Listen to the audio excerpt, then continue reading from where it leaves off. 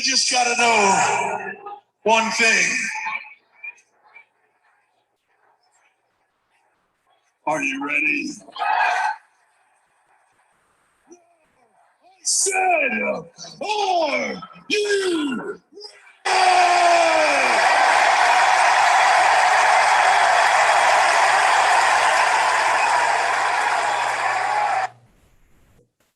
All right. Hey there, guys. What's going on?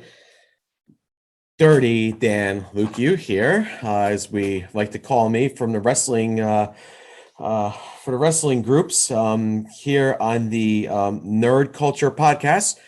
So one of the things that I want to be doing is basically a weekly or bi-weekly show on wrestling. I've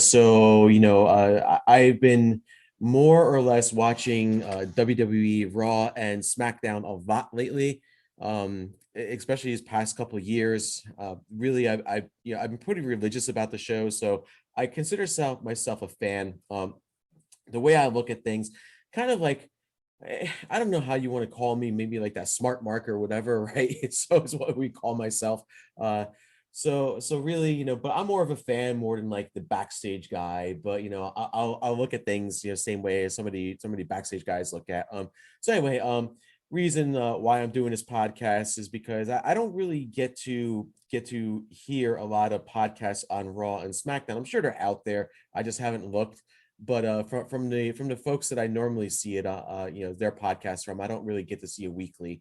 I do get to see them on the big shows, from like the pay-per-views and some of the stuff, or I do get to see it on AEW too. But I don't really get to see much on WWE too much. So first off, I just want to give a shout out to the Fight Game podcast group, because if it wasn't for them, I've been part of their group for 2 years. If it wasn't for them, I probably wouldn't even be considering doing a podcast of anything. They just kind of made me think about wanting to do this more and more, and especially about wrestling, because I'm always posting in the group over there, and it's always a good time usually, but sometimes it gets a little quiet too, especially when you talk WWE, because a lot of love for WWE is not there like it used to be. So anyway, so that's just my shout out there. Great group of people. They will always be my first go-to, and it really gave me back my love of the business of wrestling altogether, which I really enjoy. So it's something just that I'm so thankful that I've been able to be a part of them. But here I am on the Nerd Culture podcast, which is basically my own podcast, and doing this show called "Are You Ready for a Good Time?" As the song says, "Are you ready for a good time?" But are you ready for a good time with Dirty Dan? So this one is the first episode here that I'm doing, and I'm going to be reviewing SmackDown, Friday Night SmackDown, which ended just maybe about 30 minutes ago. So really, I'm going to break it down as best as possible. I can probably do this in less than 30 minutes, but so we do open up SmackDown basically with a recap of Roman Reigns versus Rey Mysterio at the Hell in a Cell match that they had on SmackDown last Friday. They didn't have it at the Hell in a Cell pay-per-view like they planned on doing. They had it on the SmackDown, and basically they just showed Roman dominating Rey at that point. Then from there, we open up with Roman and Paul, and Rome and Paul, Paul's just basically saying, Ray and Dominic are acknowledging you as a tribal chief from the hospital bed. And then, Jimmy Uso comes in at this point, and he says that Roman start asking Jimmy about his brother Jey Uso, because Jey walked out on them, pretty much like a week or two ago, basically saying that he's done with this. He's done it being in between everything between Jimmy and Roman, because Jimmy and Roman were basically bickering at that point. And then after Jey walked out, Jimmy suddenly is on Roman's side as his right-hand man.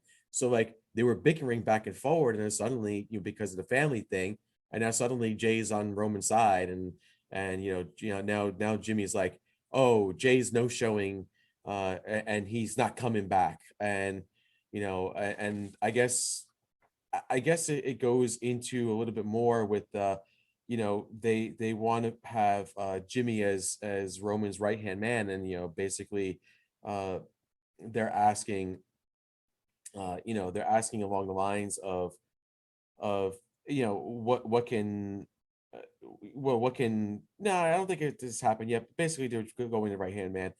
So at that point, uh, uh, we have uh, we have our first promo of the evening. It starts out with Bianca Belair, who is the WWE Women's SmackDown Champion, and then she goes on uh, to remind us about Money in the Bank coming up, and that there's live crowds coming up too in a few weeks. So she'll be happy in front of the live crowds, and she's happy to with the Money in the Bank thing coming up too. And then she says that she likes shining her title and because she likes to see her own reflection in the title. It's kind of weird because she kind of gave a little bit of a heel promo now that I'm thinking about it, even though she's meant to be a baby face at this point. But she's smiling the entire time. And then she goes on to call Bailey a big bully. So now Bailey the bully now is what they're trying to refer to her. Seth comes out to actually celebrate with Bianca, which I thought was really weird. But he's out to celebrate his win against Cesaro. But when Seth comes out, Bianca is actually like happy to see Seth. Like it's kind of really like she's smiling the entire time until Seth starts talking about how he overcame adversity and controversy to beat Cesaro, and it's just kind of like, what are you talking about? Then Bailey's out, and then Bianca's basically goaded into hitting Bailey at this point. And then it's almost a 2-on-1. And then Cesaro's out, and then we're going into the match now, the mixed tag team match of Cesaro and Bianca Belair versus Bailey and Seth Rollins. Something interesting that came to my mind, like why is Cesaro really teaming with Bianca Belair? Like why didn't they put her husband with her? I thought that was a little strange. But I get it because of the fact that with Seth Rollins and Seth and Cesaro are in a feud, but when is that going to end? Like that needs to end soon because now Seth got his one up on Cesaro at this point, and I can understand him teaming with Bailey because they were together on the show last week, and Cesaro interrupted the show. But once you got the Money in the Bank, Seth beat Cesaro Money in the Bank. So like I didn't feel like there was a direction there. I think that needed to go somewhere else. And even Bianca beating Bailey at this point, like why is she taking on Bailey again? Like isn't she done with that? Can't she move on to something else?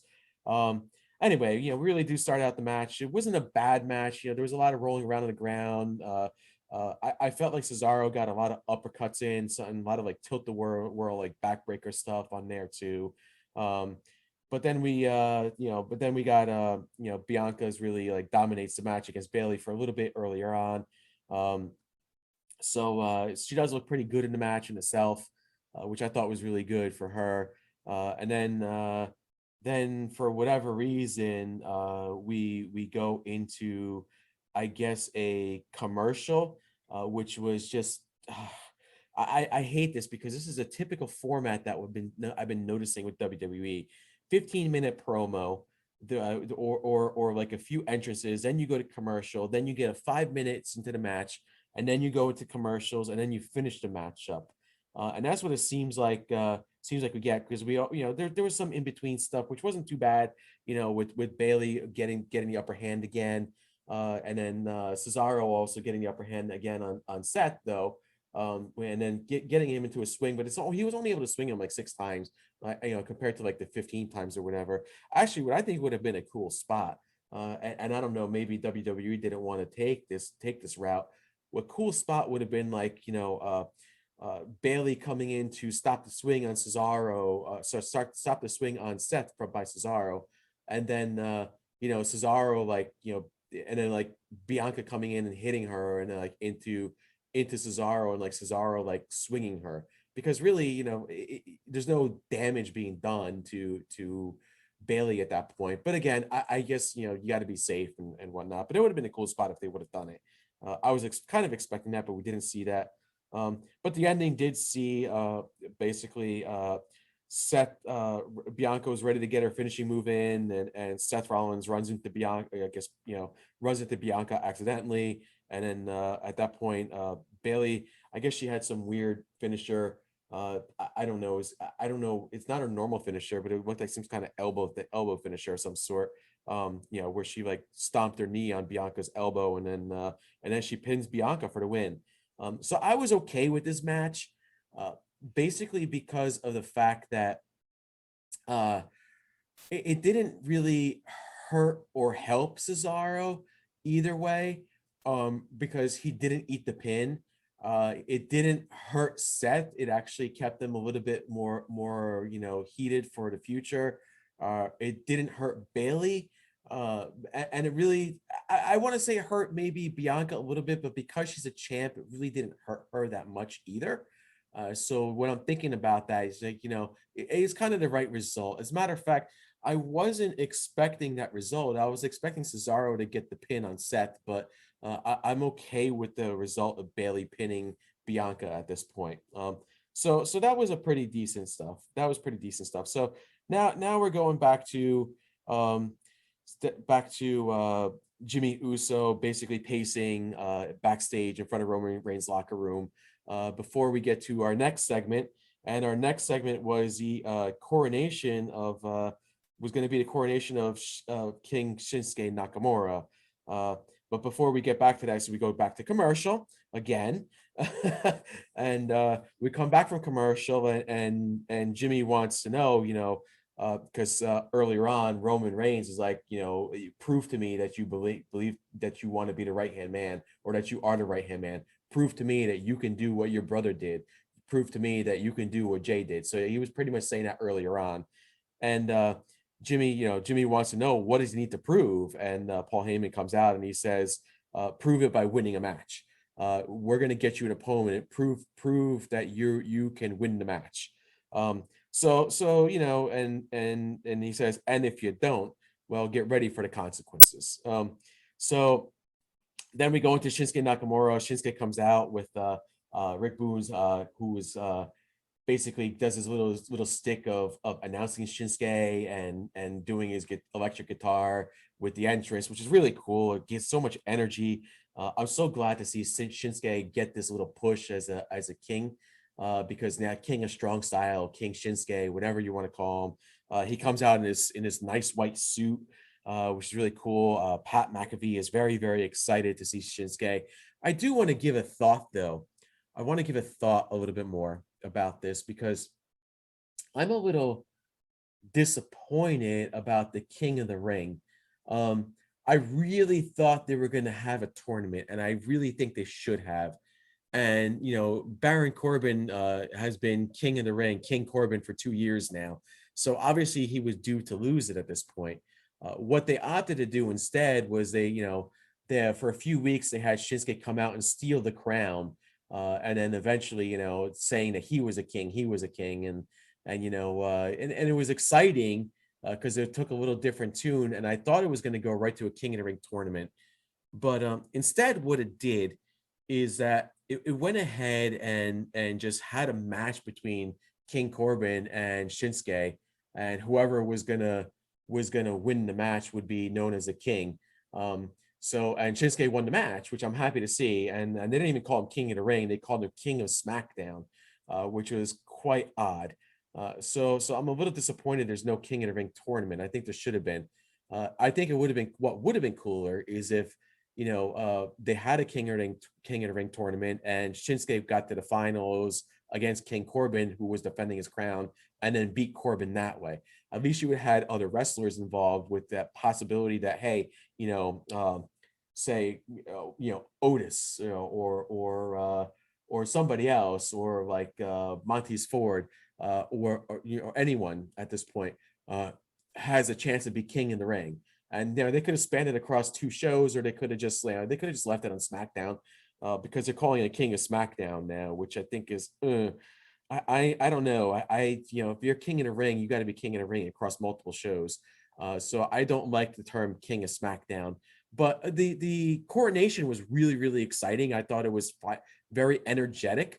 I think both guys did a great job pitting that energy. And then during that time, we get to a backstage segment with with Corbin, Baron Corbin. I don't know if we want to call him Baron Corbin, Corbin. We can't call him King Corbin now, so I'm just going to call him Corbin from now on because I think that's what they're going to be calling him. And they ask, how does it feel not to be, not to have the crown anymore? And he's just very disappointed, very sad, and he just says, "It's just what's the point anymore? Is what it's not worth it." And he just kind of walks away like he's ready to cry. So I thought that was an interesting thing there. Um, but anyway, so we go ahead and I forgot what else we have. Oh, and then Seth Rollins comes in too at this point. Um, oh, we got oh, that's right. We got Sonya and Adam Pierce dancing in the background to Shinsuke Nakamura's music, which I thought was really cool. Fun to see both of them having some fun. And then Seth Rollins comes in and he just basically says, if Roman Reigns, addresses the Universal title picture, and who his next challenger wants to be, I want to be his next challenger. And then he starts getting serious. Like he's not like his normal like Seth Rollins, drip drip set, not drip drip, but that's Johnny Drip Drip from Monday Night Raw. But Seth Rollins with the drip, he's like serious Seth Rollins there for a second, and I like seeing that because he's like I think I deserve it now at this point. And they're like, well, we're not going to say we're putting you in, but we will take it into consideration. Um, and that was cool because I thought that was a little interesting segment there because it puts Seth Rollins in the title picture potentially. Um, the Universal title thing later on, they did announce it as a celebration earlier, but then for during I guess on social media they called it a Universal title Roman Reigns Universal title celebration, and I guess before the show started they changed it to um, Universal title address. So they called it Roman Reigns' Universal title address. We'll get to that in a minute though. Uh, so we'll move on to our next match, which is a Money in the Bank qualifying match. I think it was a okay match. I thought it could have. I've seen these two guys wrestle better against each other. It was Big E versus Apollo Crews. Apollo Crews with Commander Aziz. Apollo Crews is the Intercontinental Champion. I'm very happy that they took the direction they did here for a second. But the match was just there wasn't a lot of big spots in this match. It was just kind of like the guys were just kind of hitting each other and like having some rest holds, and there's maybe a spot or two. Like one of the spots was like Apollo Crews like kind of like picked up picked up Big E and slammed him on the mat, which I thought was really picked him up over his shoulders and slammed him on the mat. I thought that was cool. I that was yeah, that shows a lot of strength by Apollo Crews because Big E's a big guy and he's pretty strong. But there wasn't anything that really stuck out a lot on here. But one thing that I am happy about is that we had you know uh we had basically Big E win with the big ending at this point. Before he wanted, but it was kind of weird because it was the same format that we're having with a lot of these other matches. We go 5 minutes into, we get an entrance, then we got commercial, then we go 5 minutes into the match, and then we get another commercial. And then we get the ending. But before he hit him with the big ending, Commander Aziz tried to get involved outside, and he basically got kicked out, and it seemed like not even 30 seconds after he got kicked out, Big E won. So like it didn't really make a difference whether Commander Aziz was there or not. If I felt like he didn't have any big presence. So like even if he didn't kick him out, I think Big E was still going to win within 30 seconds. Just by the distraction alone. Like the way I would have went was kick Commander Aziz out, then have like Big E like hit a spot or two, but then have Apollo maybe look like he's going to come back, and then he doesn't come back, and Big E finally wins it, and they come back and say, oh, if Commander Aziz was out here, maybe Apollo wins this, because look what he was doing. But they didn't take that direction. They had Big E win almost immediately after Commander Aziz got kicked out. So it wasn't that great of a match.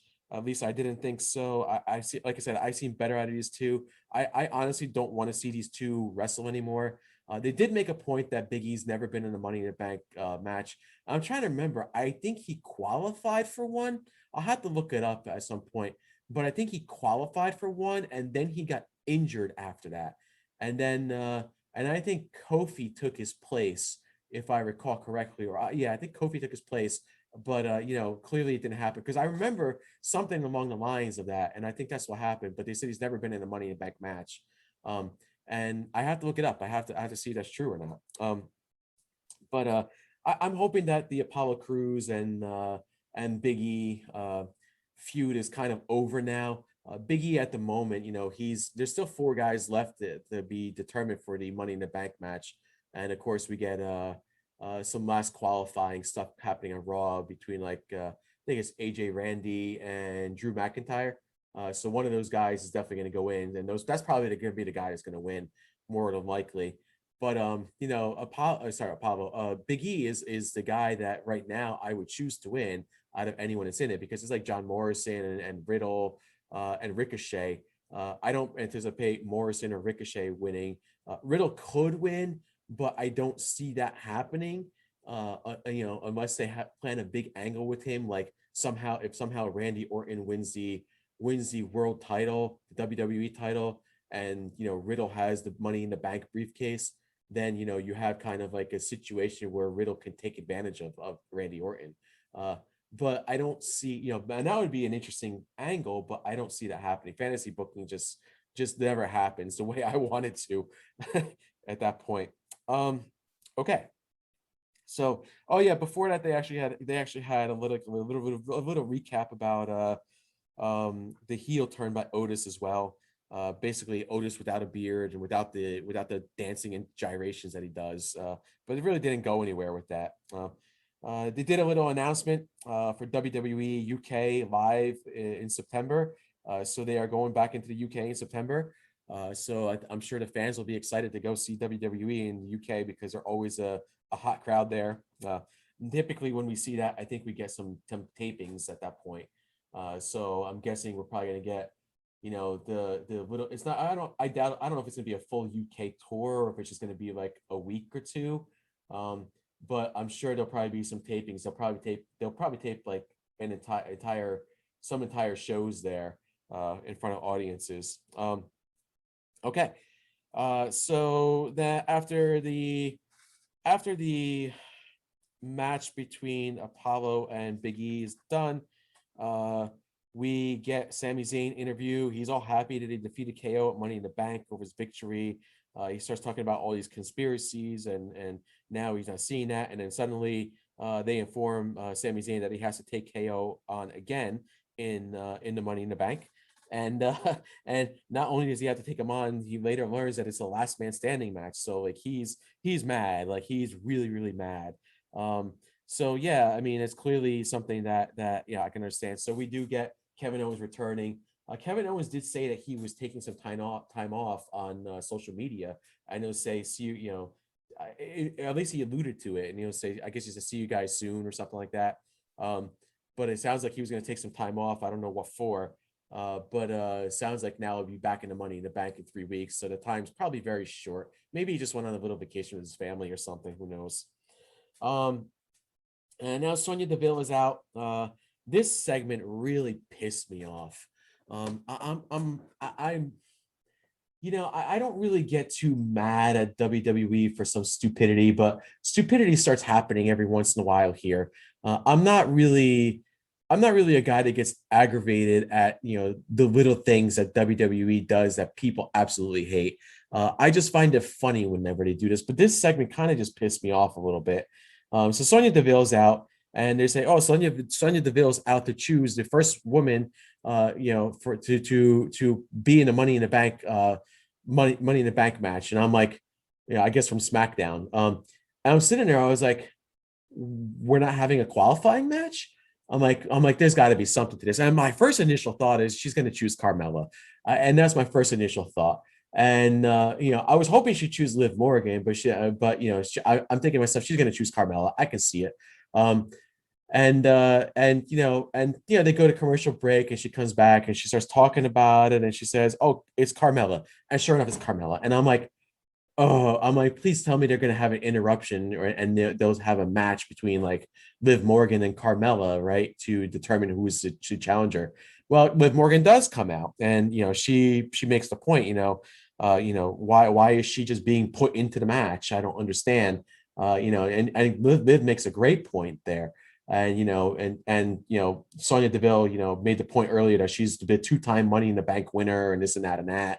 And the Carmella is like, I'm in there because I'm the most beautiful woman on SmackDown or beautiful woman in WWE or whatever it is. This Carmella gimmick is meant to annoy people. I can get it and piss people off and get some good heel heat. Now I will say that I would have preferred a match between them two to determine his spot. But I guess at this point, WWE, with all the recent cuts that they've done, is probably running out of women to really put into a Money in a Bank ladder match. So they have to try to figure out what to do. I'm sure they could probably put a few here and there, but most of them are in tag teams right now. So it's like, what do you do at this point?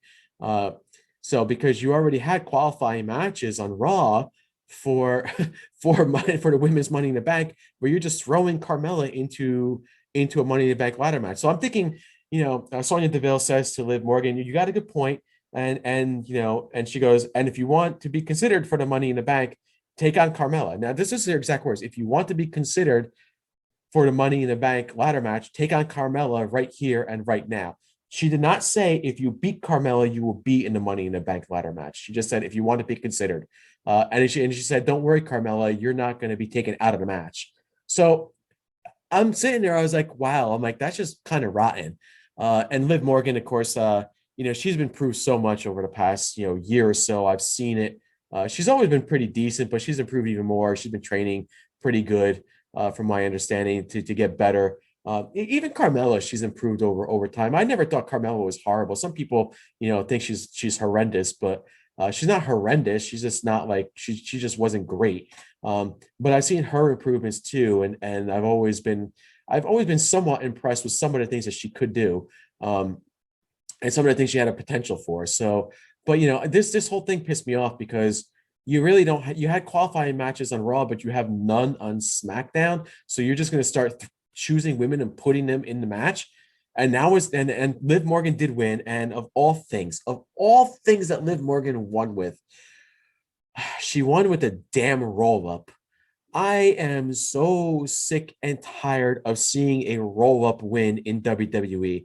Like I was talking to one of the guys in the Fight Game media group, the Fight Game podcast group, and they said the same thing. They're another roll up, and I made the point. I said I feel like that people's finishing moves absolutely mean nothing. Like now they get a finishing move in, and they're expected to kick out of it.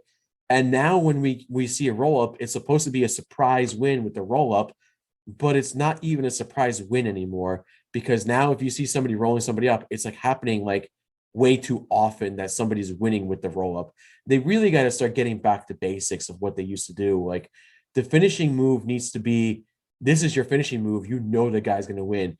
And 9 times out of 10, you're going to get that win. And maybe that every once in a while, somebody's going to kick out of it, and it'll be a huge surprise when they do. But now it's like if they kick out of it, it's not even a surprise anymore. And when a roll up comes, like that, oh, it's the end. That's it. And it's just so stupid. And this is exactly, I guess Carmella really wasn't hitting a finishing move here, but it's kind of exactly what happened here. We had a roll up win. She had a move going, and then Liv Morgan, turned it into a roll up, and that was a win. I mean, I'm happy Liv Morgan won. She deserved to win, but where are they going with this? The only direction I think they're doing with this one with Liv Morgan is that next week, she's going to think she's in the Money in the Bank ladder match, and Sonya Deville's going to say, "I never said you were in the match. I said I would consider it." And then she'll come, she'll say, "Only to prove yourself, take on Carmella, but I never said you were in the match." And then she might put her into like a match 2 weeks in a row, like maybe one against Natalia, and like maybe like a final one like against Bailey or somebody, and saying if you beat this person, you can be in a Money in the Bank ladder match. I'm thinking something along the lines of that, but I don't know. I guess I don't really know what their plan's going to be. So yeah, so that's it. Oh, and we did learn that Jimmy Uso's opponent's going to be Dolph Ziggler before all this. So we go into the next thing, which was actually Jimmy Uso. Oh, and Natty and Tamina were actually watching the match in the background between Liv and Carmella, which made absolutely zero sense because it's like they were like, oh, maybe Sonya Deville is going to choose one of them or both of them to be in the match, and like it just made zero sense. What's like I didn't understand it. Like they were there just to be there, and it just made zero sense. So I don't know. But yeah, we have learned Jimmy Uso takes on Dolph Ziggler. That match was actually pretty good. I did enjoy that match. That match did bring up the show a little bit more. I didn't think there was too much that went wrong in that match. There was, we did get a commercial break in between things. Thankfully, it wasn't 5 minutes in, but it was maybe a little bit more. But you did get a commercial break in between things, and uh, we had basically one good spot of Dolph Ziggler getting a zigzag on Jimmy Uso on the steel steps, and that was pretty good too. And it looked like Dolph hurt himself more than he hurt Jimmy Uso. But Jimmy Uso, sold it pretty well. And then they went to commercial break, and they came back from commercial break, and they wrestled some more. They had some really good stuff. Dolph Ziggler was so good in the ring, and you put him with somebody like Jimmy Uso, and both of these guys are really good in the ring. And I'm trying to think myself, what does Jimmy Uso really have to prove against Dolph Ziggler? Like, what does that really do? Like, a veteran proving himself against a veteran, like that's, I mean, they've pretty much been around for the same amount of time. Jimmy Uso's won plenty of tag team championships. Like, what does he really have to prove against Dolph Ziggler? And just a win, and that's it. I mean, and he won, and Jimmy Uso won. I was actually very surprised they had Jimmy Uso win, but I guess it's not a bad thing. And I was, and then he won, and I'm like, okay, I'm like, well, where does this go now? I'm like, what happens? Like, what does he really do at this point? Um, and then he goes to the back and he's kind of all cocky to Paul Heyman and Roman. He's like, yeah, I won. Did you see that? And then and Roman kind of just like gets silent and gives him a look, and then Roman goes out, and Jimmy Uso is gonna, to do his Universal Championship address, and Jimmy Uso was gonna go out with them. But Roman went ahead and just kept going, and Paul Heyman stopped Jimmy. He said, "No, stay back here. Just stay back here."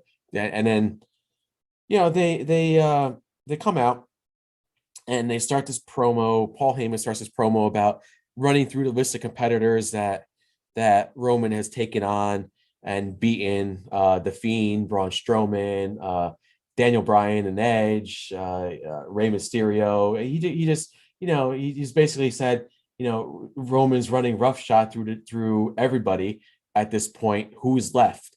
Like, he wants to know who is left. And then he says, we're going to do something that we've never done before that's never been done before on television in the history of WWE. And I guess, he goes, and I'll let the tribal chief, Roman Reigns, explain. So he gives Roman the mic, and he's holding the Paul Heyman's holding the universal title, expecting some sort of announcement from Roman Reigns. And then we come, and then Roman's about to speak, and then he's about to say something. And at that point, Edge's music hits, which is quite interesting because then the rumor was that Edge was going to come back when the live fans were there. So we don't know. We don't know. It was kind of strange because I thought he was going to be put out in the live fans. And Edge is on fire. He's like, he looks all grizzled up at this point. Looks like he's growing his hair and growing his beard a little bit more. He's all grizzled up. He's all like everything. Doesn't look like he's been. It looks like he's in great shape. He just looks like he hasn't like really taken a bath in a while. That's what it looks like. but he goes out, he spears Roman, and then Jimmy Uso comes out to try to help Roman to take on Edge. And at that point, he does spear Jimmy Uso through the guardrail, and so he doesn't help, and then Roman, I guess, gets out of the ring, and he goes up the ramp. And the stupidest thing at the end, like, Edge is sitting there going, "Where are you, Roman? Where are you at? You want me? I'm right here." And he's talking to the camera, but meanwhile, the camera, but right before that, panned on Roman Reigns right on the actual ramp, right on the entrance. So to me, at this point, Edge looked like a damn geek because he's asking Roman where he's at to the camera. I'm right, where you at? Where you at, Roman? I'm right here. You want me? I'm right here. And meanwhile, he could have just went right after Roman up the ramp, or he could have screamed at Roman up the ramp, and he didn't do that. And I'm just sitting there. I was like, wow. I'm like, they just really missed the boat on this, didn't they? I'm like, this is why we need the live crowds back, because stuff like this will not be happening. Clearly not be happening like that. And you wouldn't be able to hear Edge say something like that. I don't know if that was the intention that we were supposed to hear Edge say that, but we did, and it wasn't good. It just wasn't good. The initial pop of Edge coming back really was supposed to be there, and I think that it probably would have been better in front of a live crowd.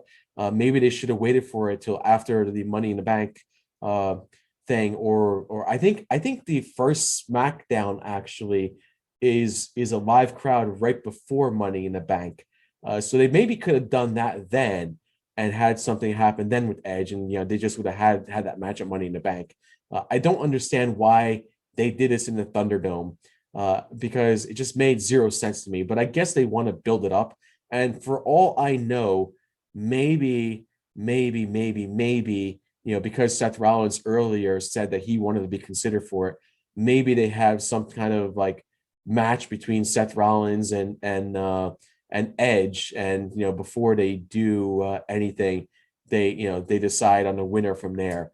I don't know. I really don't know. I think it's a very, very odd situation to be put in. I mean, that was, and Edge coming back really wasn't a big deal to me, in not in front of a live crowd, because he's already been back this year. Like, if it would have been an extreme surprise, I would have understood, but it really wasn't that too much of an extreme surprise to me. Like, if this would have been like a John Cena or a CM Punk coming back and they did this in the Thunderdome, then I probably would have been a little bit more aggravated at this, because that's something that should have been saved in front of. I don't even know about Cena, but but even still, regardless of who is it coming back, that, or even Brock Lesnar. Let's say Brock Lesnar.